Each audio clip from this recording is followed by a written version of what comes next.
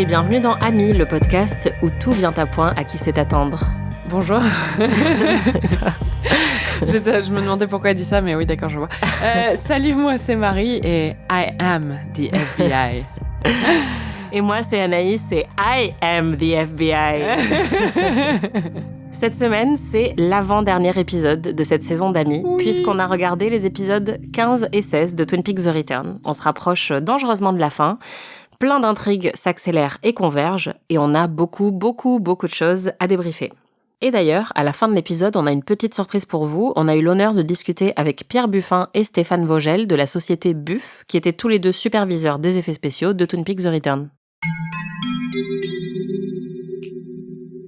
Mais avant de plonger en détail dans ces deux épisodes, Marie, on va écouter tes prédictions de la semaine dernière. Précédemment, dans Amis. Bon, là, je pense vraiment qu'ils vont aller à Las Vegas parce que ça y est, ils s'en rapprochent beaucoup. Je pense que on va découvrir où est Audrey et qui est Billy et qu'est-ce qui se passe avec elle. Et je pense que Richard et Bad Coupe vont former une alliance et vont devenir un peu un espèce de duo d'horreur. Et surtout, qu'ils vont trouver Philip Jeffries. J'ai vraiment très hâte, surtout donc Philip Jeffries, parce que ça va être David Bowie, on va le voir, j'en suis sûre. Et surtout, je pense que Albert et Gordon vont aller à Las Vegas et vont voir Dougie, quoi. J'étais complètement à côté de la plaque. Pour une fois, hein, franchement, ça Voilà. fait du bien. Est-ce que, en 30 secondes, tu peux me dire ce qu'il s'est passé dans ces deux épisodes ? Alors, David Bowie est une théière et Bad Coupe lui parle après avoir passé 40 portes pour arriver jusqu'à lui. Big Ed et Norma ont enfin leur happy ending sur du Otis Redding, c'est très joli. Même moi qui n'étais pas fan de Big Ed, j'ai pleuré. Bon, surtout, en fait, je sais même pas pourquoi je m'étale sur d'autres trucs. C'est clair. Dougie se réveille, Good Coupe plutôt se réveille, il n'y a plus de Dougie. Il est celui qu'il a toujours été. Le héros de ton cœur. Le héros de mon cœur. J'ai littéralement pleuré devant la scène où il dit I am the FBI. C'est un des plus beaux trucs que j'ai jamais vu. Et il part pour Twin Peaks. Je suis très contente que tu aies apprécié à ce point cette scène incroyable. Marie, est-ce que tu as des questions sur ce que tu viens de voir ? C'est qui Judy ? Bonne question. Voilà, on va le savoir bientôt, j'espère. De toute façon, il n'y a que 2 épisodes, donc si on le sait pas, on le saura jamais. Pourquoi est-ce qu'on s'intéresse autant à ces 2 junkies là qui sont au pied de l'arbre ? Je comprends pas. Et pourquoi David Bowie, c'est une théière ? On va commencer par la grande déception. La grande trahison, Anaïs. Pas la grande déception. Assume tes Je suis vraiment actes. désolée. Le problème, c'est que depuis le début, je me dis, ça va la faire marrer quand elle va voir ce qu'ils ont fait avec David Bowie. Mais à partir du moment où tu as commencé à théoriser sur le fait qu'il allait apparaître dans la série, l'occasion était trop belle de pouvoir te berner.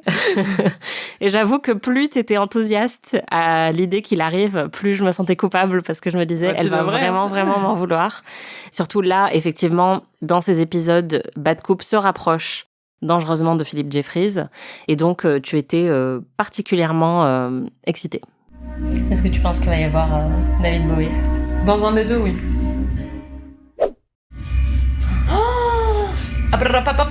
Il va voir Philip Jeffries. What? I'm looking for Philip Jeffries. J'ai le cœur qui bat la chamade. En plus, il va être hyper beau. Parce qu'avec cette lumière, ça va vraiment bien lui aller, tu vois. C'est tellement triste. Je suis désolée. Oui, donc, pour expliquer, pour ceux qui n'ont pas vu cet épisode, Ouais. il n'y a pas David Bowie. Philip Jeffries est désormais une immense théière qui communique par la voix et par la fumée qui sort de la théière. Did you call me 5 days ago? I don't have your number.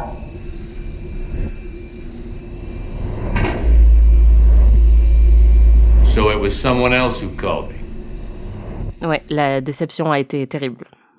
Ah, c'est la théière. C'est la théière dont tu parlais. Oh non, si c'est la théière de Philip Jeffries... c'est Philip Jeffries, c'est la théière ? Attends. Oh non. Si c'est vraiment ça, c'est ça en fait. Je t'en veux énormément. Donc je vais pas voir David Bowie, c'est fini. Je suis désolée. Je reconnais que c'était un peu cruel. Oui. La raison pour laquelle je parle de la théière que tu avais mentionnée, c'est parce que comme tu m'avais dit que tu avais mis des indices dans de vieux épisodes sur ce qui se passe dans Twin Peaks The Return, j'ai réécouté le texte que tu avais préparé dans l'épisode sur Firewalk With Me, où tu me préparais en fait à Twin Peaks The Return. Et dedans, tu mentionnes une théière. Et j'étais là, mais de quoi elle parle ? Twin Peaks The Return, c'est une aventure, c'est un poème, c'est une odyssée, c'est une boîte que l'on contemple pendant des heures sans savoir si quelque chose finira par apparaître à l'intérieur. C'est une théière. C'est une expérience qui défie toutes les conventions et qui va au-delà de la télévision, au-delà du cinéma, au-delà de l'art lui-même. Et quand j'ai vu la théière, j'ai compris. Alors, je vais t'expliquer maintenant pourquoi David Bowie est une théière. Lynch a contacté les agents de David Bowie pour qu'ils reprennent le rôle et ils lui ont dit non. Et Lynch a dit, évidemment, on a compris que plus tard pourquoi ils avaient refusé, il était trop malade. Mais en fait, de ce que j'ai compris, son rôle était déjà écrit dans le script, puisque le script était finalisé depuis longtemps quand ils ont contacté Bowie. Et donc, Lynch, qui toujours s'est improvisé de manière surprenante, a sculpté cette machine pour interpréter le rôle de Philip Jeffries. Et d'ailleurs, il s'est vexé que les gens disent que c'est une théière. Il a dit, j'aurais dû faire l'embout différemment parce que tout le monde pense que c'est une théière, mais c'est juste une machine. Voilà, donc justice pour la théière qui n'en est pas une. Et effectivement, tu l'as remarqué dans le générique, ce n'est pas la voix de David Bowie. En fait, Bowie avait quand même donné son accord pour que Lynch utilise les images de Firewalk With Me dans Twin Peaks The Return, mais il voulait absolument que sa voix soit redoublée parce qu'il a un accent du Sud, on en avait parlé, qui est assez prononcé, et Lynch pense que quelqu'un s'était moqué de son accent et que Bowie l'avait mal vécu, et donc il voulait qu'on réenregistre sa voix avec un autre acteur.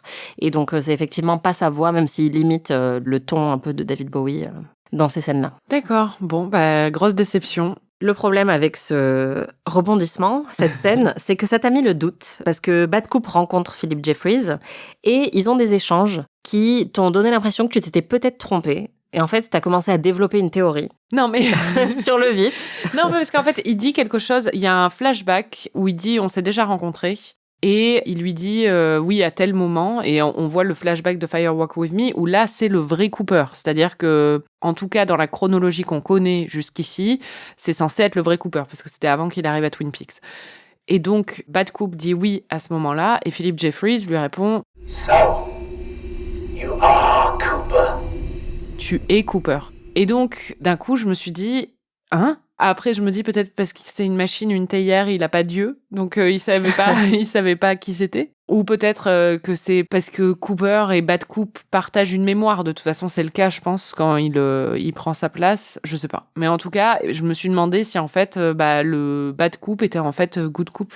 Oui, et t'avais peur que du coup, si Dougie se réveille, que en fait, ce soit Bad Coupe qui se réveille dans le corps de Dougie. Oui, je savais même pas. J'étais perdue, honnêtement. D'un coup, j'étais en un court-circuit de cerveau, quoi. J'étais là, tout ce que je pense est faux.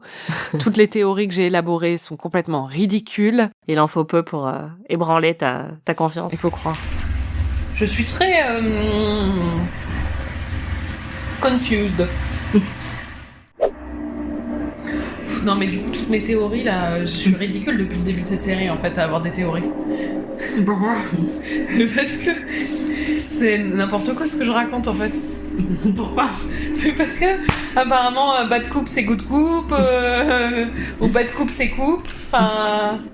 Désolée pour la bouche pleine. Mais en tout cas, d'un coup, je me suis rendu compte que toutes mes tentatives étaient vaines. Alors qu'en fait, non, puisque ça t'a mis le doute, mais au final, on ne va pas vous faire attendre des plombes comme David Lynch et Mark Frost l'ont fait avec nous, parce qu'ils ont quand même attendu 3 épisodes avant la fin pour nous faire ce reveal. Mais l'épisode 16 contient le moment que j'attends que tu découvres depuis de nombreuses semaines et le moment que le monde entier attendait depuis 25 ans. Cooper, The Return. Et d'ailleurs, ce qui est marrant, c'est que au moment où Cooper se réveille, comme t'étais encore sur cette théorie, t'avais peur d'espérer que ce soit vraiment Cooper. Et j'ai dû te dire, non mais c'est bon, t'inquiète pas, c'est vraiment le good Coop qui se réveille parce que t'étais encore... J'ai senti que ça pouvait te gâcher le moment, quoi. Heureusement que tu m'as dit ça. Et puis quand il dit je vais à Spokane, qui est la grande ville où il y a l'aéroport à côté de Twin Peaks, là j'étais vraiment à fond. On va l'entendre, ça.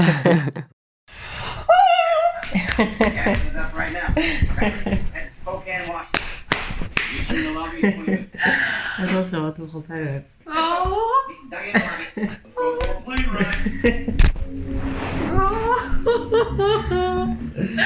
Anaïs, c'est trop bien. Ah, c'est tombé. Paul will call here. If he does, read him this message. Oh.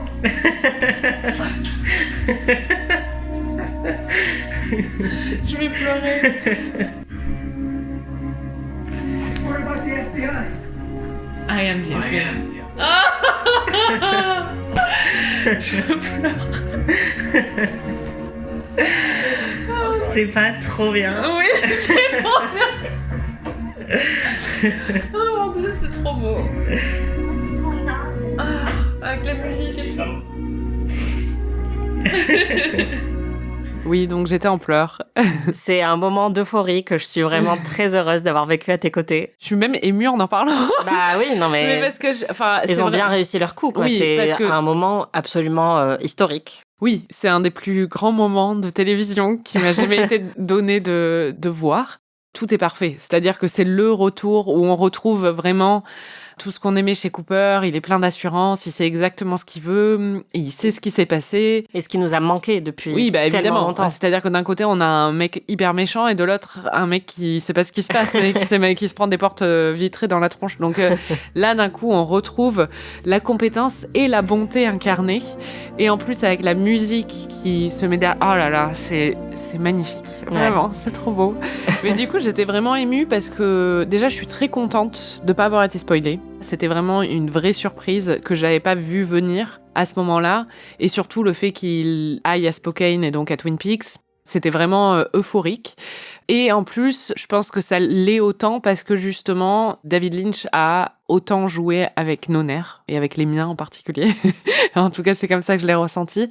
David Lynch et Mark Frost ont fait durer le plaisir de façon presque démesurée, disons, mais qui a pour résultat ce moment de soulagement, en fait, et d'euphorie. Pour moi, c'est ça qui marche parce qu'en fait, pendant tous les premiers épisodes, voire toute la première moitié de la série, à chaque épisode, quasiment, tu penses qu'il va se réveiller. Et donc, en fait, tu finis par abandonner. Et c'est à ce moment-là que ça... Non, mais c'est ça qui fonctionne. C'est que ils font durer tellement longtemps qu'au moment où ça arrive, t'avais abandonné tout espoir. Et évidemment, quand il se retrouve dans le coma, tu te dis, il y a quand même une chance qu'il se réveille différent.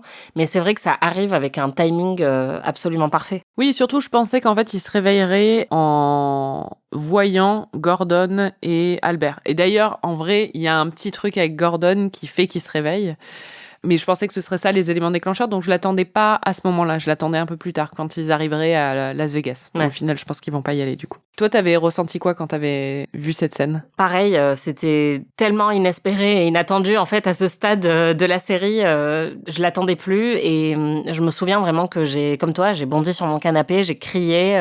Enfin, c'est un fuck yeah moment par définition. Tu lèves le poing en l'air et tu dis putain, mais c'est ce que je voulais le plus au monde. Enfin, c'est du même niveau que la bataille finale dans Avengers Endgame. Non, mais c'est ça. Enfin, j'ai revu la scène plusieurs fois depuis, quoi, parce que c'était vraiment c'est tellement satisfaisant, en fait. C'est ça. Et justement, dans une série qui est souvent très sombre, très lente, etc. Enfin, tout ce qu'on peut dire sur Twin Peaks The Return, il y a quand même une maîtrise du sens de divertissement et de satisfaction du spectateur que je trouve assez géniale. Et c'est pour ça que je t'avais dit aussi dès le début, voilà, c'est une série qui va tester ta patience, qui pour moi te force à justement te reprogrammer un petit peu, et au final quand ça arrive t'es tellement content parce que c'est tout ce que t'espérais, mais t'avais fini par te dire que ça n'arriverait pas, quoi. Oui, et puis il y a un truc aussi, par exemple quand il dit I am the FBI, qui est la meilleure punchline de toute l'histoire. Je l'ai vu venir parce que c'est un peu un trope, c'est-à-dire que tu dis et le FBI, je suis le FBI. Mais en fait, ça aussi, c'est satisfaisant parce qu'il ne le fait jamais. Il nous surprend tout le temps, il joue avec nos nerfs tout le temps. là, quand il le fait finalement, enfin quand ils le font, Mark Frost et David Lynch, c'est ce qu'on aime aussi dans les films formulaïques ou les livres formulaïques, c'est qu'on sait où ça va. Et là, c'est un petit moment où ils nous offrent ça et où c'est totalement satisfaisant. C'est vraiment un cadeau qu'ils nous font, quoi. Ouais, exactement. Il faut revenir un petit peu en arrière. La raison pour laquelle Dougie finit par laisser place à Cooper, c'est parce que il est en train de manger encore une fois un gâteau au chocolat chez lui. Il est hyper bien heureux et il appuie sur la télécommande de la télé et la télé s'allume et là il voit le film Sunset Boulevard dans lequel il y a un personnage qui s'appelle Gordon Cole. On en avait déjà parlé. David Lynch aime bien donner des noms de personnages de ses films préférés et notamment de Sunset Boulevard. Et donc son personnage Gordon Cole est nommé en hommage à Sunset Boulevard et donc là il tombe Dougie sur la scène où un personnage qui s'appelle Norma discute et dit on va rassembler la vieille équipe en plus et juste après le moment où Norma Desmond qui est l'héroïne du film part, on a un personnage qui dit allez chercher Gordon Cole et là on voit le regard de Dougie qui s'allume un petit peu. Ça réveille un peu comme le café, comme tous les autres trucs qu'on a vus depuis plein d'épisodes. Mais plus que les autres trucs. Voilà, et il y a vraiment, on sent que là, ça y est, il arrive au bout du tunnel. Et il y a un bruit d'électricité. Il voit la prise électrique dans la pièce. Et il y va avec sa fourchette. À quatre pattes. Voilà, à 4 pattes. Et Marie avait très peur qu'il s'électrocute. Mais en fait, il choisit de s'électrocuter puisqu'il comprend que ça va être le conduit pour aller mieux. Et donc, il plante la fourchette dans la prise électrique. Ça court-circuite. Il est dans le coma. Et après, il se réveille. Et c'est génial. Et c'est Cooper. C'est trop bien. Et juste après son réveil, ce qui est très fort aussi, c'est qu'il joue sur le drame et la comédie parce que c'est hyper émouvant. Mais en même temps, il y a plein de petits moments comiques quand on voit la réaction de Janie E, qui est ravie de voir que déjà son mari était de mieux en mieux de jour en jour.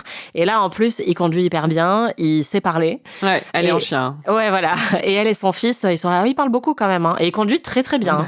C'est vraiment surprenant. Et il y a cette scène qui est bouleversante, que moi j'ai revue tout à l'heure et j'étais en sanglots devant, où Cooper dit au revoir à Janie et à Sonny Jim. I have to go away for a while. But I want to tell you how much I've enjoyed spending time with both of you. What? You've made my heart so full. What are you saying? We're a family. I will be back. Et il leur dit je vais revenir puisqu'en fait il demande à Mike le manchot de recréer encore un autre tulpa pour que Janie et Sonny Jim ne soient pas abandonnés. Ouais, et ils seront sûrement un meilleur tulpa que Dougie parce qu'il est créé avec le vrai couple, quoi. On espère, en tout cas. Et donc il leur dit voilà, moi il faut que je parte, il faut que j'aille à Spokane, Washington, mais il les remercie. Il leur dit qu'il les aime, et d'ailleurs, on l'a entendu aussi dans la scène où il est à l'hôpital, il remercie Bushnell avec cette bonté qu'il a caractéristique. Et c'est un moment qui est vraiment bouleversant parce qu'on a vu le long chemin avec Janie qui était très énervée au début et le rapport qu'il avait avec son fils. Son fils qui lui dit « Mais non, c'est toi mon père, c'est toi mon père » et il lui répond « Oui, oui, je suis ton père ». Et Janie l'embrasse fougueusement et lui dit « Je ne sais pas qui t'es, mais dans tous les cas, merci ». Et j'ai des frissons rien qu'en en parlant. J'adore cette scène. Et toi aussi, je crois. Oh, il va recréer un Dougie pour elle. Oh. Mais tu peux pas me faire ça, Anaïs. Je peux pas attendre 5 jours avant de regarder les 2 derniers, c'est pas possible. C'est magnifique. Ouais, mais c'est marrant, je me souviens au début de la saison quand je suspectais Sonny Jim et Jenny d'être un peu suspicieux sur certaines choses, peut-être qu'ils le sont au final, mais surtout, ou bien de venir peut-être de la Black Lodge. Si je revoyais ces scènes aujourd'hui où il lui fait le pouce levé ou des trucs comme ça, je pense que je me mettrais à chialer, quoi. Ouais. Enfin, parce que c'est vraiment, avec le recul et en sachant où ça va, ça rend la chose d'autant plus émouvante. Oui, bah c'est vrai que moi, Sonny Jim, je suis hyper émue à chaque fois que je le vois dans la série et que je revois la série parce que effectivement, je sais qu'il y a cette scène finale qui est incroyable, quoi. Ouais, mais c'est comme le Major Briggs, on en a parlé, et Bobby, c'est-à-dire que la scène où il lui parle de son avenir et lui dit qu'il a confiance en lui et tout ça, avec le recul, je la trouve très émouvante aussi, alors qu'à l'époque, ça me passait complètement au-dessus de la tête parce que je savais pas où l'intrigue allait nous mener. Donc voilà. Je suis tellement contente. Mais même la musique qui me saoulait au début, mais aujourd'hui, j'ai un attachement nostalgique et même je la trouve très belle, quoi. Tu es une des nôtres. Ça y est. Ça y est. Bienvenue dans la famille des fans de Twin Peaks et de David Lynch. Je pense qu'on l'a dit, ce moment est génial. Il y a un autre moment un peu moins euphorique où on découvre que Richard est le fils de Bad Coupe. Je le savais déjà. Tu le savais, voilà, t'es trop forte. J'avais une conclusion. Bon, moi, la seule information que je retiens, c'est quand même que Audrey et Cooper ont niqué. En fait, je me doute un peu des circonstances et c'est pas vrai, je suis pas contente. Et effectivement, on a Richard qui a suivi Bad Coupe et qui le confronte et qui lui dit « Ma mère avait une photo de toi dans son bureau. » Donc, une photo de Cooper, en l'occurrence, pas de cet affreux Bad Coupe, mais bon. Et ils échangent. Et ensuite, Bad Coupe l'emmène avec lui pour se rendre sur le lieu dont il a reçu les coordonnées de la part de plusieurs personnes. Et donc, ce lieu qu'il cherche depuis le début de la série. Et il est malin, le Bad Coupe. Il envoie Richard en éclaireur.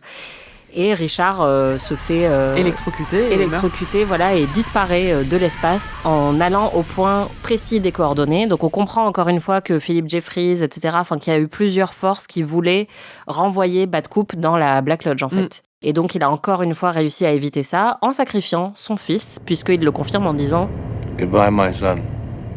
« Adieu mon fils ». Et ensuite, il envoie le meilleur texto de l'histoire. On comprend la signification du texto plus tard, mais en fait, c'est un smiley, mais c'est les meilleurs smileys, parce que c'est les smileys où il y a des espaces entre chaque élément du smiley. et où il y a un nez. Et il y a un nez. Il y a un petit trait pour le nez. Et il y a marqué « all » après, mais juste le smiley alors qu'il vient de tuer son fils. C'est génial dans un texto. J'ai trouvé ça incroyable.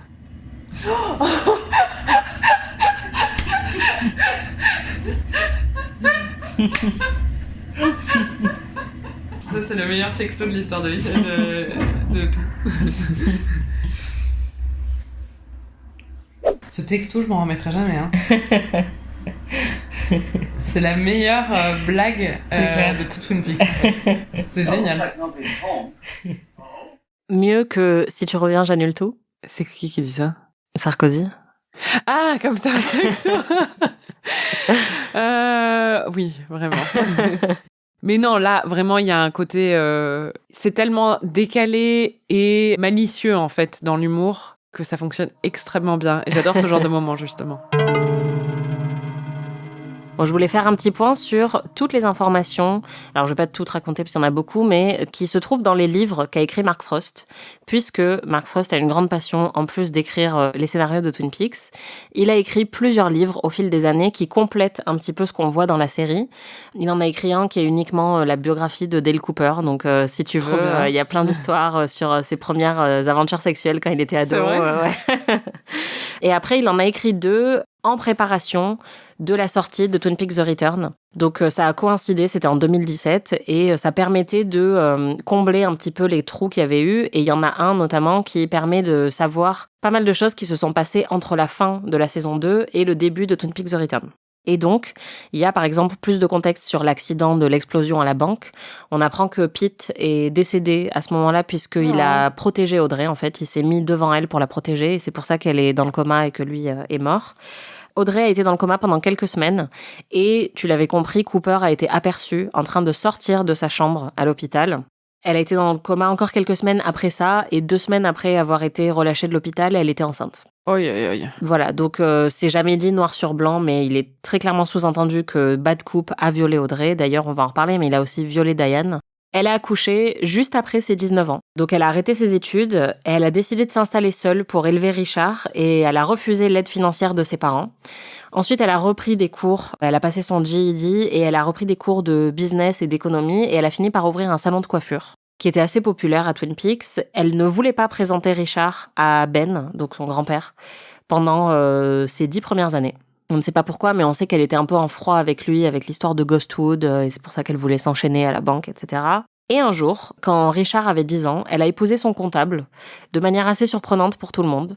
Et certains pensaient que c'était plus par intérêt financier que par affection. Elle était aperçue en train de boire à outrance et d'être verbalement abusive avec son mari. Et en 2012, elle a fermé son salon de coiffure et elle a disparu de la circulation. Et on ne sait pas ce qui lui est arrivé, mais il y avait une rumeur sur le fait qu'elle aurait été placée dans une clinique. Voilà, mais on ne sait pas exactement ce qui s'est passé. Concernant Cooper, le fait de s'enregistrer sur des cassettes, c'est un truc qu'il fait depuis l'enfance. Et quand il a commencé sa carrière au FBI, son père lui a donné un nouvel enregistreur comme cadeau. Et on lui a attribué Diane comme secrétaire, que Cooper a décrit comme un mélange entre une sainte et une chanteuse de cabaret. Et il a commencé du coup à lui adresser ses cassettes qu'il enregistrait à chaque fois. D'autres petites infos, Leo Johnson est mort, tué par balle. Après, la dernière fois, on l'avait vu dans la saison 2 de Twin Peaks. On soupçonne que c'est Windham Earl qui l'a tué. Bobby et Shelley ont fait une pause d'1 an, officiellement, par respect pour la mort de Léo. Et 1 an quasiment jour pour jour, ils se sont publiquement remis ensemble. Ils se sont mariés et ils ont eu Becky 7 mois après leur mariage. Donc bon, pas très surprenant. Et ce que je trouve assez cool avec ces livres, c'est que Mark Frost en a beaucoup parlé. Et c'est vrai qu'il est plus discret. Même nous, on a tendance à toujours dire David Lynch, alors que c'est vraiment une collaboration assez fusionnelle entre les deux. Mais Mark Frost a déjà expliqué, en parlant de ses livres, qu'il fallait absolument que chaque partenaire fasse confiance à l'autre. Et par exemple, Frost fait entièrement confiance à David Lynch en ce qui concerne la réalisation et même en ce qui concerne des ajouts sur le scénario que Lynch a fait a posteriori. Et à l'inverse, Lynch fait entièrement confiance à Mark Frost pour ce qu'il met dans les livres. Il n'a pas forcément consulté David Lynch pour toutes les backstories qu'il a mis dans les livres, mais il se base sur les scénarios et sur, il essaye de combler les trous un peu à sa manière. Donc je trouve que c'est assez beau comme collaboration et c'est vrai qu'il n'a pas toujours le beau rôle, Mark Frost, parce qu'on parle beaucoup moins de lui et qu'on en fait beaucoup sur David Lynch parce qu'il y a cette identité visuelle très forte. Mais en réalité, Twin Peaks lui doit aussi quand même beaucoup et voilà. Et honnêtement, je pense que t'aimerais bien les livres. Moi, je les ai pas tous lus. Mais ceux que j'ai lus, j'ai trouvé ça vraiment sympa. On parlait de Diane. Il y a aussi une grosse révélation dans ces 2 épisodes que tu avais vu venir, encore une fois, comme toutes les révélations de cette série. Mais Diane, la Diane qu'on connaît depuis le début de cette série, est en fait une tulpa. Donc, elle a été créée de toutes pièces, comme Dougie. Et on la prend dans une scène assez stressante. Enfin, toi qui t'as beaucoup stressé. Oui, parce que elle reçoit le petit texto avec le smiley qui dit all. Donc, en fait, ce qu'on comprend pendant et après, c'est que c'est un ordre d'exécution, c'est-à-dire qu'elle doit tuer tous les membres de l'équipe du FBI qui sont là. J'avais pas compris ça. Ah bon ? Non. T'avais compris quoi ? Rien. Ah d'accord. Je t'ai juste dit qu'il envoyait un smiley, mais... non, pour moi, c'est... C'est moi, je ne comprends rien. Je ne sais rien non plus. Pour moi, il l'active très clairement. Et c'est pour ça que quand elle reçoit le texto, elle est tremblante et elle prend de l'alcool et après, elle monte avec la musique et tout ça. Et du coup, elle arrive dans la pièce, elle commence à leur parler et donc, elle a une arme à feu dans son sac, on l'a vu. Et eux le sentent aussi, puisque dès le début, il l'espionnent Gordon depuis... fait que regarder son sac parce qu'il comprend qu'il y a quelque chose dans son sac, quoi. Voilà, et il l'espionnent depuis plusieurs épisodes, donc ils ont une suspicion sur elle depuis longtemps. Oui. Et là, d'ailleurs, avant même qu'elle soit entrée, il lui dit « Viens, entre Diane », et on sent qu'ils se sont un peu préparés à cette éventualité. Oui, voilà. Mais en fait, on a l'impression, en tout cas moi c'est comme ça que je l'ai interprété, qu'elle lutte contre ce qu'elle est censée faire et qu'elle lutte entre 2 identités. C'est-à-dire que c'est une tulpa, donc à mon avis, elle doit être contrôlée par Cooper, qui lui donne des ordres, mais en même temps, elle a aussi toujours les souvenirs de la Diane qu'elle a été et qui a été remplacée.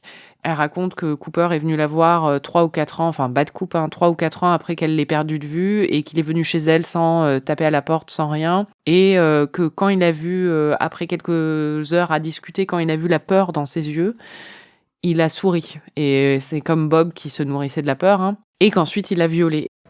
He leaned in to kiss me. But as soon as his lips touched mine, something went wrong. And I felt afraid. And he saw the fear in me. He smiled. And that's when it started. He raped me. He raped me. Et en même temps, elle dit qu'elle est dans le bureau du shérif, elle le répète plusieurs fois, et en même temps, elle est en train de prendre son arme à feu, et Albert et Tammy comprennent tout de suite ce qui se passe, et lui tirent dessus avant qu'elle ne puisse leur tirer dessus. Et elle disparaît, en fait, et elle va dans la Black Lodge, et là, elle se transforme en une espèce de papier froissé, et en une petite bille dorée. Je sais pas ce que t'as pensé de cette scène, de ce monologue de Laura Dern que je trouve vraiment exceptionnel. Ah oui, mais elle est incroyable dedans. Ouais, sa manière en fait d'interpréter les répliques et comme tu le dis, quand elle raconte que dès que les lèvres de Cooper ont touché les siennes, qu'elle a senti que quelque chose n'allait pas, et vraiment, mais ça c'est un truc, c'est imprimé dans mon cerveau, la manière dont Laura Dern dit Wrong. Mhm. Je sens toute la douleur du personnage. Et après, quand elle dit il m'a violée. Enfin, moi, je me souviens que vraiment, déjà à l'époque, j'avais trouvé ça extrêmement fort de voir ça dit de manière aussi frontale, en fait. Surtout que dans Twin Peaks, il y a énormément d'agressions sexistes, mais elles sont pas toujours nommées comme ça et les victimes ne peuvent pas en parler puisque Laura, elle est morte avant même que la série commence. Et donc là, voir Diane le raconter comme ça, avec l'interprétation de Laura Dern, et comprendre du coup toute la colère qu'elle a depuis des épisodes, depuis qu'on l'a rencontrée, je trouve ça extrêmement puissant. Et d'ailleurs, tu as une théorie sur la réelle identité de Diane, puisque celle qu'on croit voir depuis le début, c'est en fait une Tulpa. Et donc, tu as tout de suite eu une petite idée sur où se trouve la vraie Diane. Bah, c'est pas que j'ai une petite idée, c'est qu'elle le dit. Elle dit, je suis dans le bureau du shérif. Donc, il y a une femme dans le bureau du shérif dont on ne sait pas qui elle est. C'est celle qui a été recueillie par Andy. Ses yeux sont masqués et ont été cousus. Elle fait des bruits bizarres avec sa bouche. Elle ne ressemble pas du tout à Diane, à Laura Dern. Elle est jouée par une actrice asiatique, donc forcément, j'avais pas fait le rapprochement, mais quand elle a dit ça, je me suis dit, bon, bah, c'est elle. Et puis, il y a un truc que j'ai noté depuis le début, mais je pensais juste que c'était quelque chose dans le look de Diane en général, mais elle a beaucoup, dans ses vêtements et dans sa décoration aussi, elle avait par exemple des vases chinois chez elle dans sa décoration. Le haut qu'elle porte pendant la scène qu'on vient de décrire, c'est un haut, le col est un col Mao avec des dragons dessus. Il y a quand même un accent sur ces tenues où j'ai toujours remarqué quelque chose où tu sens un lien avec l'Asie, disons, qui est marqué dans la façon dont elle est habillée. Moi, je l'avais relevé sans l'interpréter d'une façon ou d'une autre, mais là, comme je me dis que Naido est peut-être liée à Diane et peut-être la vraie Diane, je me dis qu'il y a peut-être un lien. Moi, les questions que je me suis posées, c'est si c'est elle, il y a deux possibilités. La première, c'est que la Diane qu'on a connue, Laura Dern, sous les traits de Laura Dern, en fait... Parce que parfois, les personnages autour, on a l'impression qu'ils ne se souviennent pas bien de certaines choses. Donc, il se peut très bien que la Diane originelle ne ressemblait pas à Laura Dern, mais à Naido, mais que leur mémoire a peut-être été altérée d'une façon ou d'une autre, parce qu'il y a des moments où on a l'impression qu'ils se souviennent pour la première fois de certaines choses. Ou bien... c'est Naido qu'on connaît qui en fait a été altéré et qui devrait ressembler en fait à Laura Dern. On recroise aussi Audrey dans ces épisodes qui d'abord est coincée sur le palier de la porte avec Charlie toujours en train de se disputer. D'ailleurs elle l'agresse un petit peu à la fin. Et finalement, ils arrivent tous les deux à la Roadhouse. Donc, ils sont sortis de cette maison de l'enfer. Et la série rend hommage à une scène culte qui est la danse d'Audrey.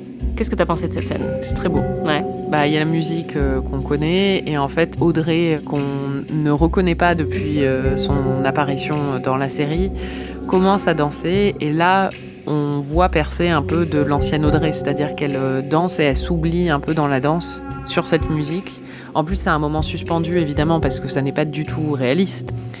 Le fait qu'ils annoncent la danse d'Audrey et que tout le monde se pousse pour la laisser danser. Ouais. Et c'est assez tragique à la fin parce qu'elle est dans un moment, justement, donc de suspension et il y a un homme qui commence à se jeter sur un autre homme pour le frapper parce qu'il pense qu'il couche avec sa femme ou un truc comme ça. Et donc, elle est rappelée complètement à la réalité et elle a un moment où elle est là... où suis-je ? Enfin, ramène-moi chez moi, où est-ce que je suis et tout ça. Et là, on la voit, il y a un plan. Très bref, très furtif. Oui, mais c'est le dernier plan de l'épisode. Où on voit Audrey sans maquillage, dans un environnement blanc et très éclairé, en train de se regarder dans un miroir avec un air paniqué. Et elle comprend pas ce qui est en train de lui arriver, quoi. Voilà. Quelles sont tes théories ? J'ai l'impression qu'il y a aussi une histoire de Tulpa, peut-être, avec Audrey. J'ai l'impression qu'elles sont deux, ou qu'il y a une connexion entre les deux, ou quelque chose comme ça. Après, l'univers dans lequel est Audrey ressemble... l'univers tout blanc et éclairé ressemble plus à un hôpital qu'à quoi que ce soit d'autre qu'on ait vu jusqu'à maintenant. Donc c'est vrai que ça évoque un hôpital psychiatrique, par exemple. Donc il est possible qu'elle soit là-dedans et que elle s'imagine des scènes et un univers et elle recrée des scènes dans sa tête et qu'en fait tout ce qu'on a vu des scènes avec elle, ce sont des scènes qu'elle a imaginées. Et peut-être que Billy d'ailleurs est un de ses médecins ou quelque chose comme ça et donc il existe dans l'univers qu'on connaît et que c'est pour ça qu'elle le connaît et qu'il existe aussi dans ses histoires, mais que en même temps, ça ne veut pas pour autant dire qu'elle a un vrai lien, par exemple, avec les 2 femmes qu'on a vues la dernière fois. Au moment où ce plan a été diffusé, il y a eu énormément de théories. Bah, tu m'étonnes. Et ça aussi, c'est très bien fait parce que c'est un peu un cliffhanger à la Lost, en fait. La manière dont c'est mis en scène à la dernière seconde. Et la plus grosse théorie, c'était évidemment qu'elle serait dans un hôpital psychiatrique et que donc Charlie ne serait pas son mari, mais son psy. Et que ça expliquerait pourquoi il est aussi excédé quand elle lui parle et qu'il lui dit des trucs qui sont parfois un petit peu bizarres, quoi, en lui disant « Est-ce que tu vas continuer tes jeux pendant longtemps ? T'es censé faire ci, t'es censé faire ça, je vais mettre fin à ton histoire. » Voilà, donc ça, c'était vraiment la grosse théorie au moment où ce plan est sorti. Et je me souviens des tas et des tas d'articles qui ont suivi la diffusion de l'épisode où les gens devenaient fous, en fait. Parce qu'effectivement, ça fait plusieurs épisodes qu'on voit que très clairement, il y a quelque chose qui ne va pas avec Audrey, mais on ne sait pas exactement quoi. Oui, elle est en décalage avec le reste. Ouais. Un autre moment culte que j'attends et que je redoute depuis 3 saisons, t'en as parlé un petit peu tout à l'heure, c'est l'union, enfin, entre Big Ed et Norma. Et c'est un moment que j'attends parce que j'adore ce moment. Et que je redoute parce que tu n'as jamais été très emballée par cette histoire d'amour. Et donc, dès le début de Twin Peaks saison 1, à chaque fois qu'on parlait de Big Ed et de Norma, t'étais tellement blasée que je me disais, ce moment qui est pour moi un des plus beaux de Twin Peaks The Return, elle va pas du tout l'apprécier, quoi. Et j'espérais que ça changerait avec le temps. Et au final, je trouve que ta réaction reflète assez bien tout ce cheminement où au début t'étais assez sceptique et finalement tu t'es laissé un peu... Au début de la scène ? Ouais. Nadine, au tout début de l'épisode 15, va voir Ed avec sa pelle. On sent que sa rencontre avec le docteur Jacobi... Elle est trop marrante, cette scène. Ouais. Et elle lui dit... qu'elle veut se shovel herself out of the shit. Et voilà. que, du coup, Et elle lui dit qu'il est libre. Elle lui dit j'ai été horrible avec toi toutes ces années. Il lui dit non, c'est pas vrai. Mais elle lui dit je t'aime vraiment et si je t'aime, il faut que je te laisse partir. Oh God, Ed, I want you to be free. Rejoins-la tout de suite, pars la trouver. Moi, tout ira bien. Ed est très ému. Ce qui t'a ému aussi. Oui. Parce qu'il a le visage qui tremble, il a les larmes qui lui montent, parce que tu sens que c'est des décennies entières d'attente qui vont peut-être se concrétiser. Et juste après, il court tout de suite au diner. Et là, on va entendre ce que t'as dit. Moi, je lui dirais non, si j'étais Norma. Non, mais le mec, il a attendu que l'autre la largue pour enfin se bouger le cul, c'est bon, quoi. C'était avant que Otis Redding se mette à chanter et que C'est tout ça. change, voilà. En simultané quasiment. Mais Oui, c'est vrai. Ouais, parce que effectivement, il y a un choix de chanson qui est excellent. C'est I've Been Loving You Too Long de Otis Redding. Et cette scène dure très longtemps puisqu'il va la voir, il lui dit tout a changé, c'est super, on peut être ensemble. Mais à ce moment-là, il y a le nouveau mec de Norma qui arrive.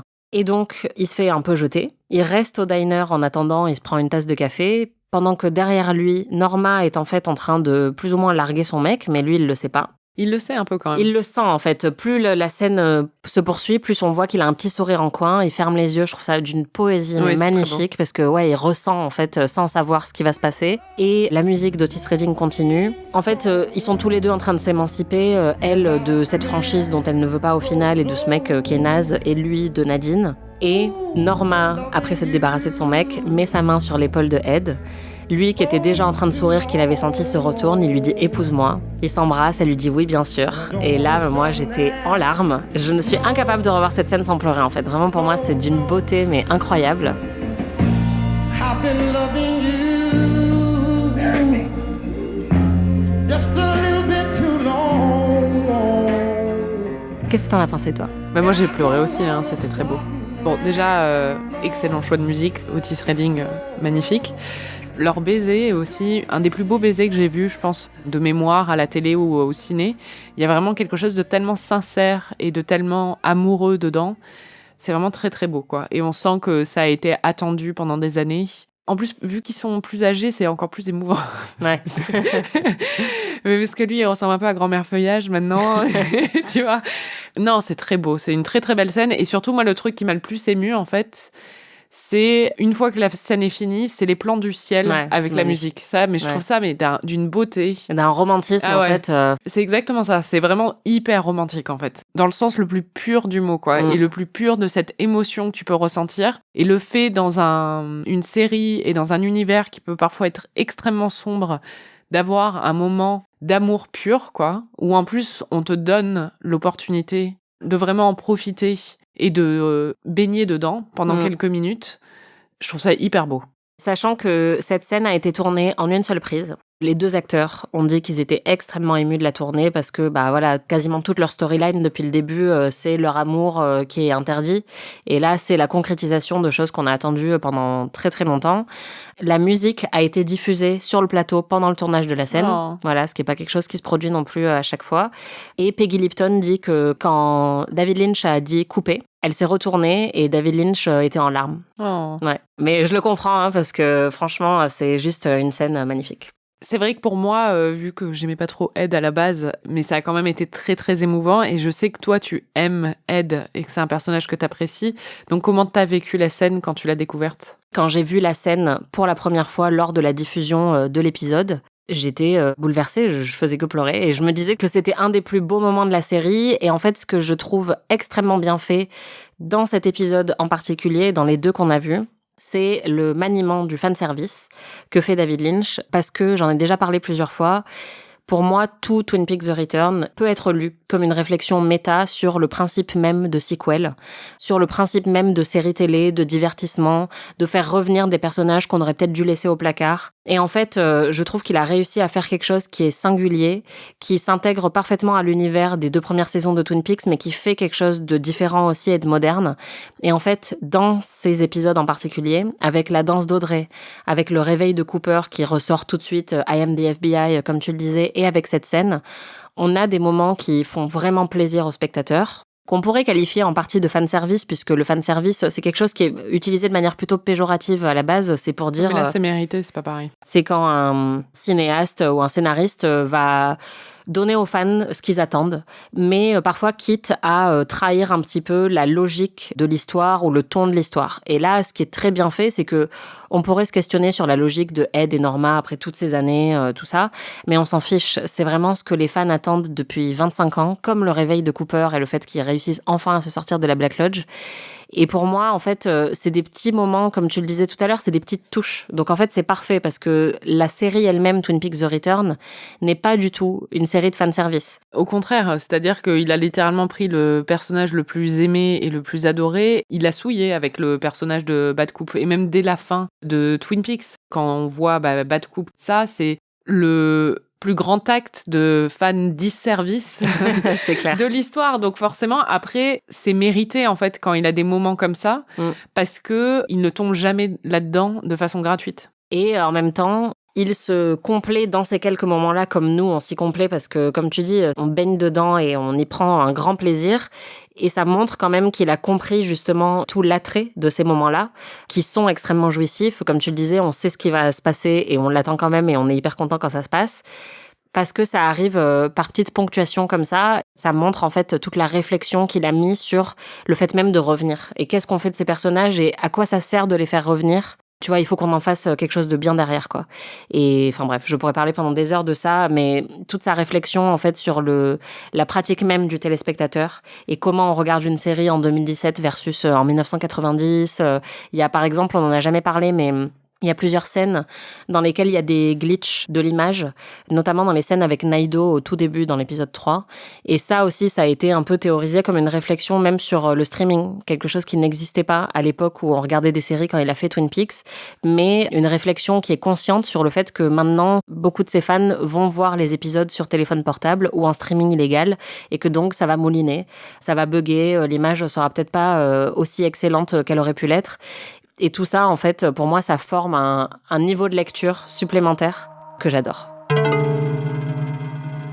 Et c'est pas le seul moment où on a pleuré dans ces épisodes, on a déjà beaucoup pleuré, mais il y a aussi un adieu bouleversant à la Log Lady qui appelle Hawk et qui lui dit « je meurs ». Et à la fin, elle lui dit au revoir, bonne nuit. Hawk, I'm dying. I'm sorry, Margaret. You know about death. that it's just a change, not an end. Hawk, it's time. My log is turning gold. I'm dying. Good night, Hawk. Good night, Margaret. C'est extrêmement triste. Et c'est très beau, très poétique, puisqu'après, il y a même une scène dans le commissariat où ils se réunissent tous et ils annoncent qu'elle est morte. Et on l'a dit, que l'actrice est morte pendant le tournage et qu'elle a dû tourner ses scènes très rapidement. Et ce qui est très beau, c'est qu'à la fin de l'épisode, on rend hommage à son personnage de Margaret Lanterman dans la série, comme David Lynch a rendu hommage à d'autres acteurs. Il avait déjà rendu hommage à l'actrice, et là, il rend hommage au personnage de la Log Lady, parce que c'est évidemment le plus emblématique pour elle, quoi.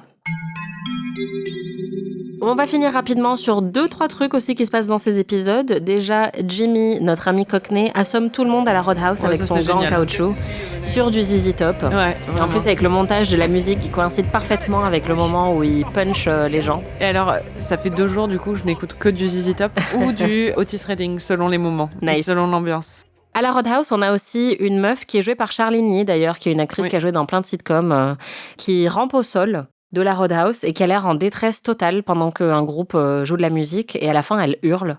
Est-ce que tu as des théories sur ça ? C'est pas une théorie pour moi, j'ai l'impression que c'est dans la même veine que ce dont on parlait avant sur la colère des femmes ou des choses comme ça. Elle vient de se faire déplacer de force par 2 hommes, elle est dans un environnement qui est assez toxique. Elle est en détresse apparente, en train de marcher à 4 pattes au milieu de gens qui sont complètement indifférents et qui continuent de danser. Et elle hurle de détresse ou de colère à la fin.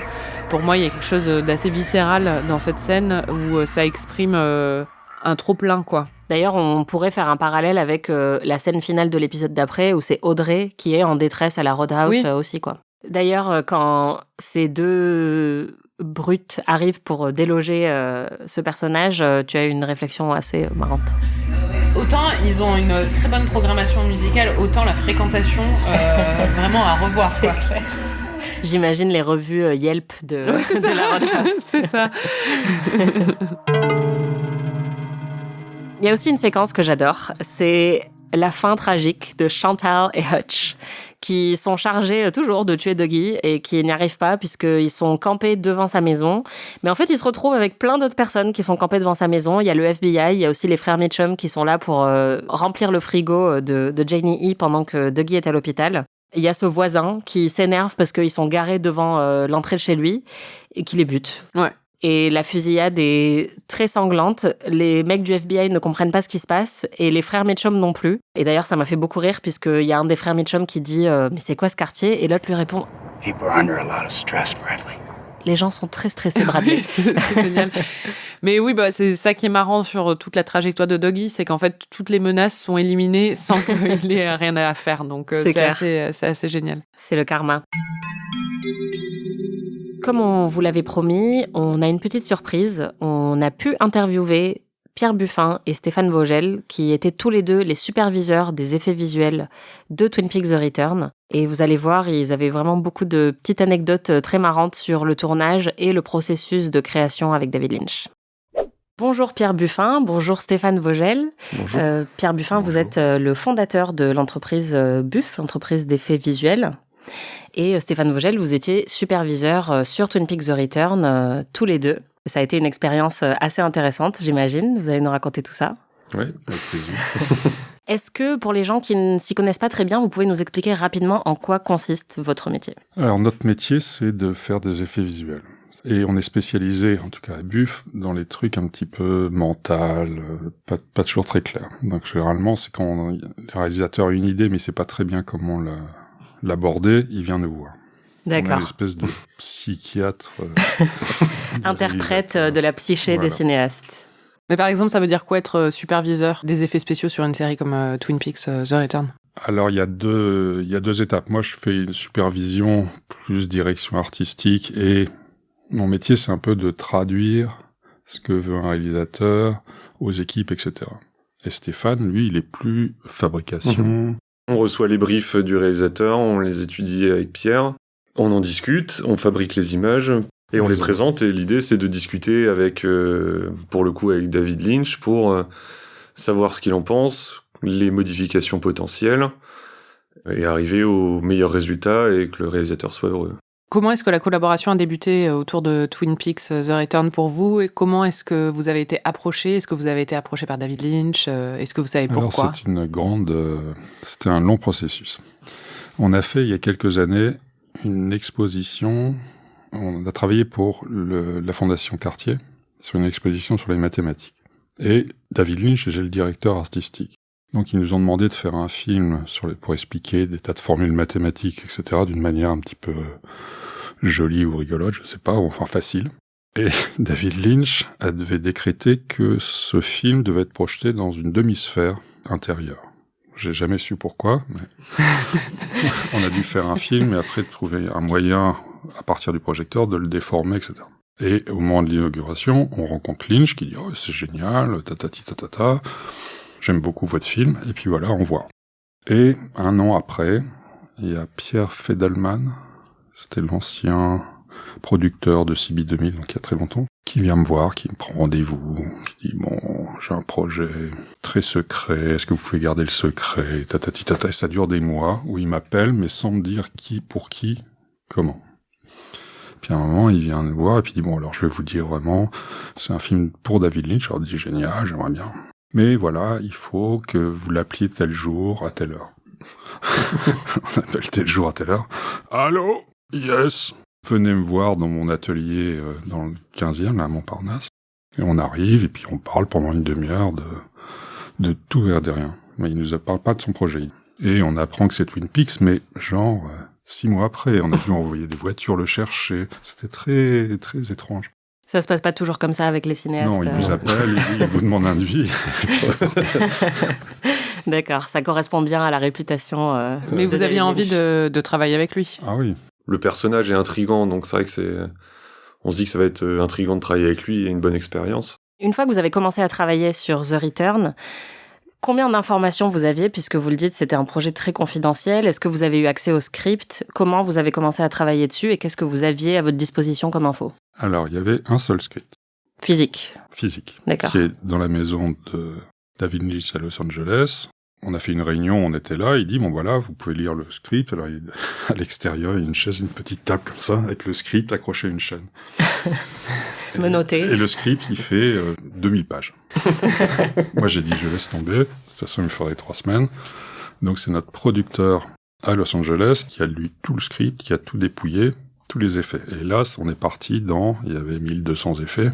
Et on est parti dans des réunions de questionnement. Alors, qu'est-ce que c'est que ça? Il y a des listes de trucs, etc. Et ça a duré des mois. C'était très détaillé, les descriptions dans le script, justement, des effets? Très détaillé, mais sans être du tout détaillé.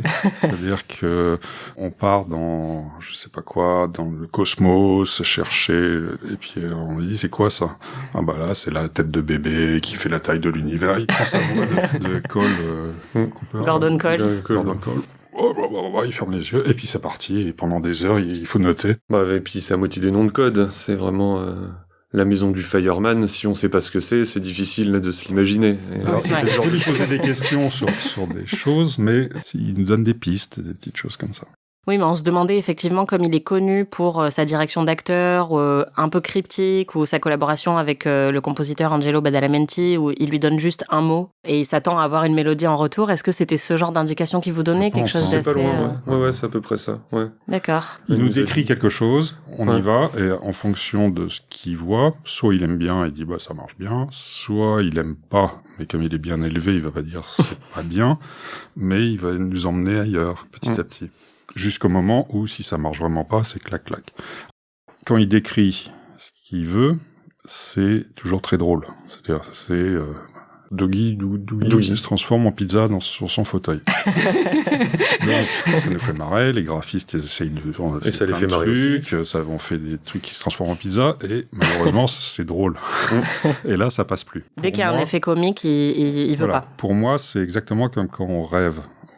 On rêve, il y a des situations très drôles, mais en fait, c'est pas drôle dans un rêve. Oui. C'est drôle quand on raconte ou quand on en parle, et je pense qu'il veut toujours être là-dedans. En fait, tout son truc, c'est quand même le rêve, la méditation.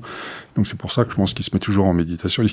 Pendant le tournage, il méditait tout le temps. Il méditait tous les midis, ouais. Tous les midis, tous les soirs. Pendant 2-3 heures. Ah oui. Je me souviens, le dimanche, on avait été voir son hôtel. Ah oui, on était allé à l'hôtel du Grand Nord, ouais. Alors on arrive à 2h, il fallait attendre 3h30 qu'il finisse sa méditation. Là. Elle n'en pouvait plus. Vous avez parlé tout à l'heure d'un bébé, d'une tête de bébé, de la taille de l'univers. Oui.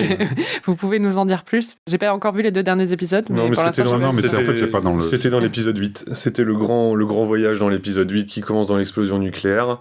Donc ça, on a déjà eu du mal à savoir dans quel ordre mettre les choses. Ça a été très long parce que moi, je sais qu'il m'avait fait un dessin sur un bout de papier où tout se superposait, donc à la fin, on comprenait plus grand-chose.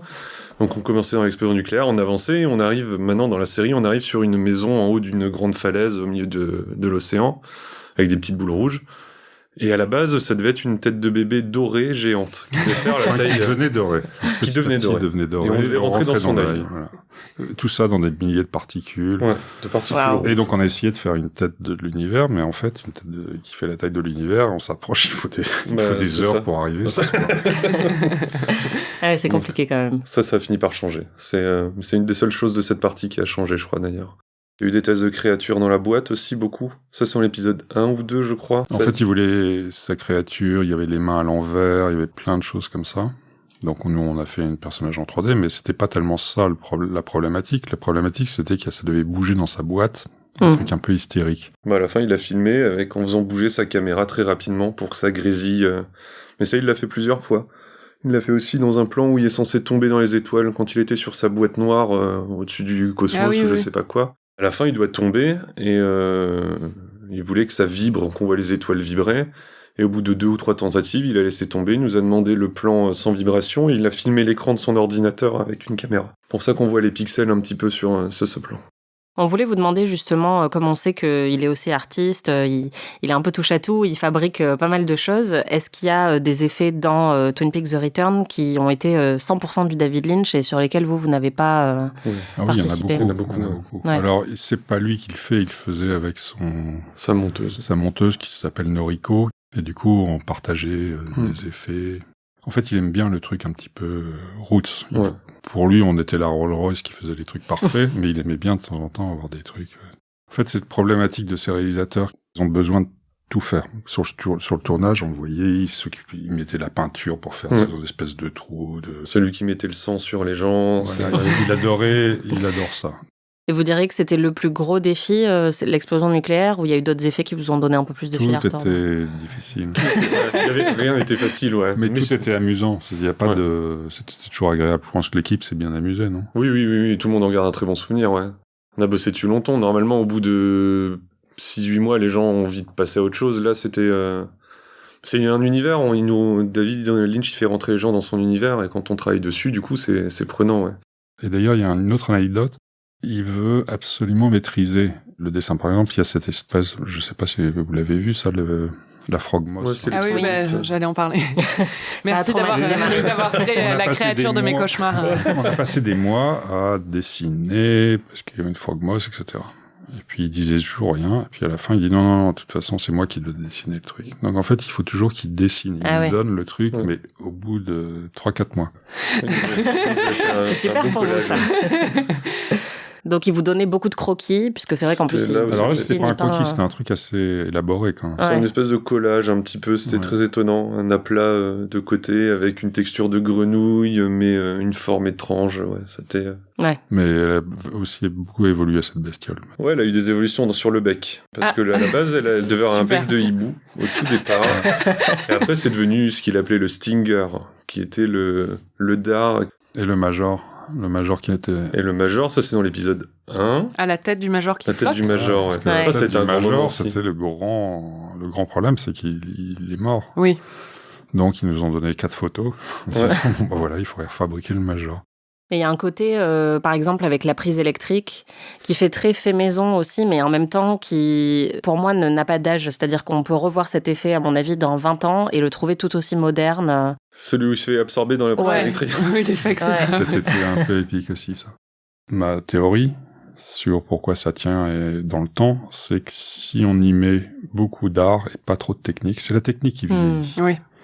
Mais l'artistique, si on travaille toujours d'une manière artistique sans trop se préoccuper de la technique, Et on est juste dans l'image, dans le résultat. C'est-à-dire que ce qu'on montre, c'est ce qui est cohérent avec l'histoire, ça tient dans le temps. Ouais. Par contre, si on met que de l'esbrouf, que le dernier gadget, la mode, etc., ça vieillit très vite.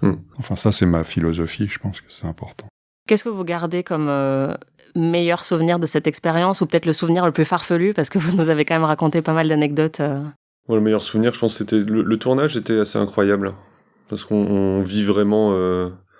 Parce qu'ils bossent tous ensemble depuis toujours. C'est la maquilleuse, la coiffeuse, le chef électro. C'est des gens qui bossent tout le temps ensemble. Donc on rentre un peu dans une espèce de petite famille sur le tournage. Vous y étiez pendant tout le tournage? Non, on a fait à peu près, ça a dû faire 3 mois à peu près, mais découpé. D'accord. Il y a eu des sessions de 10 jours, des sessions d'une semaine, une d'un mois à la fin. Ça dépendait vraiment s'ils avaient besoin ou pas. Vu qu'encore une fois, c'était du secret, ils n'avaient pas de raison de nous mettre sur le tournage si on n'avait pas à y être, en fait. Donc, oui. Mais c'était un tout petit budget. Enfin, et c'était, ouais. Oui, mais c'est une petite équipe, c'est des petits artisans et une famille, quoi. Donc ça, c'est un très bon souvenir, ouais. Après, la post-production dans l'ensemble était très agréable, donc je sais pas si j'ai... C'était un call par semaine, il téléphonait, enfin, on était en vidéoconférence. Il nous dessinait un verre de vin, une bouteille de vin tous les soirs. À chaque fois. C'est un amoureux de Paris. Ouais. Il nous dessinait son verre de vin. Avec écrit Enjoy vin rouge, je crois, parfois. Ouais. Merci beaucoup d'avoir pris le temps de venir et de répondre à nos questions. Et bravo pour votre travail. Vraiment, ça a été une super expérience pour nous de revoir la série. Et sans tous vos effets, je pense que ça aurait été beaucoup moins appréciable. Merci beaucoup. Bah, tu vois, bravo Merci. Stéphane. Merci Pierre, bravo Pierre.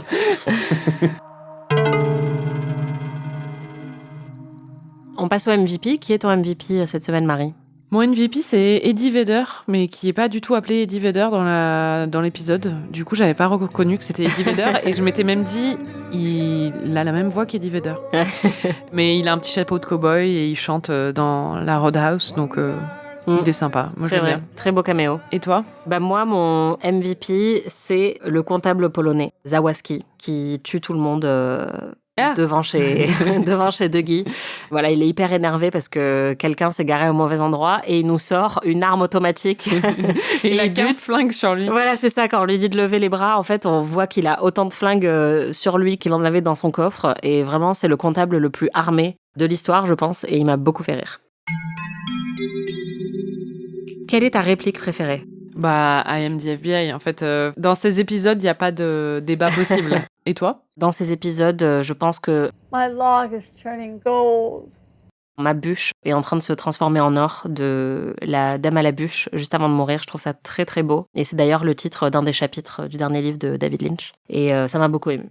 Et j'aime bien aussi quand Chantal regarde le ciel et qu'elle dit Mars. Toujours un sens de l'observation pointu. Là, c'est un peu mon moment préféré parce que il ne reste plus que 2 épisodes de Twin Peaks The Return et tu es donc chargé de prédire ce qui va se passer dans ces 2 derniers épisodes. Ce que je vois se dessiner là, c'est qu'il y a 2 camps qui vont s'opposer, mais en fait, Bad Coop, il est plus ou moins tout seul maintenant parce que tout le monde est mort. Mais je pense que Cooper va retourner à Twin Peaks. J'ai l'impression qu'il nous en a presque trop donné, là, David Lynch, il nous a fait trop plaisir, donc il va falloir qu'il nous fasse un peu de mal, et ça, j'ai très peur. Mais je pense qu'on va découvrir que Naido est en réalité Diane. Je pense qu'il va falloir ouvrir un peu tous les portails vers toutes les dimensions pour essayer de rétablir les choses. Et qu'il va y avoir une grande bataille un peu entre Bad Coop et les forces du bien. Et j'espère que l'amour l'emportera.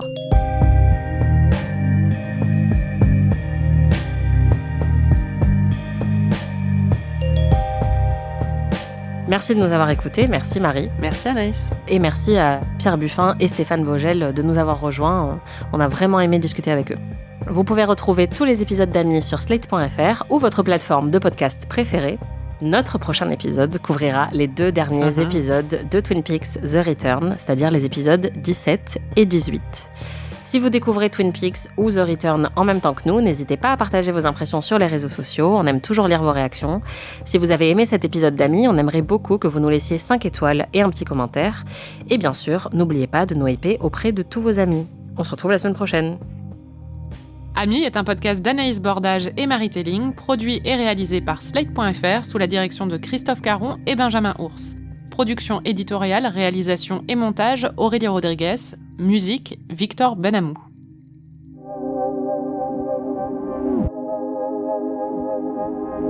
As-tu des bonus cette semaine, Marie? J'ai mis Dr Jacobi a enfin réglé les problèmes d'une patiente. C'est vrai. Au moment où Cooper se réveille, il y a le même bruit que dans l'hôtel. Le même bourdonnement, un peu d'électricité. Ah, et la musique est à l'envers à la fin. Oui. Après que Audrey ait cette vision d'elle-même dans le miroir. Et quand la musique est à l'envers, en général, c'est qu'on est dans la Black Lodge. Tout à fait. Donc, ça n'est pas innocent, à mon avis. Voilà. Et puis, tu m'as fait marrer pendant le visionnage parce que tu as fait une petite déclaration d'amour à cette série. J'aime trop cette série. Et une petite déclaration à Tim Ross. Je trouve hyper hot. Ah bon? Je sais pas, il y a des rats qui sont un peu plus... Il a un côté rough, tu vois. Oh là là. Il a un côté un peu rongeur. Bref. Moi, il y a un truc que j'aime bien, dont j'ai pas parlé dans les répliques aussi, c'est à un moment, Bad Coop qui dit à son fils, en fait, son fils arrête pas de lui poser des questions et lui répond « Sois attentif, tu verras bien ». Et j'aime bien aussi ce petit clin d'œil. Méta. Voilà, exactement. Le moment où Coop dit à Bushnell « Vous êtes un homme bien, je n'oublierai pas de sitôt votre gentillesse et votre décence ». C'est juste magnifique. Petit point résonance thématique.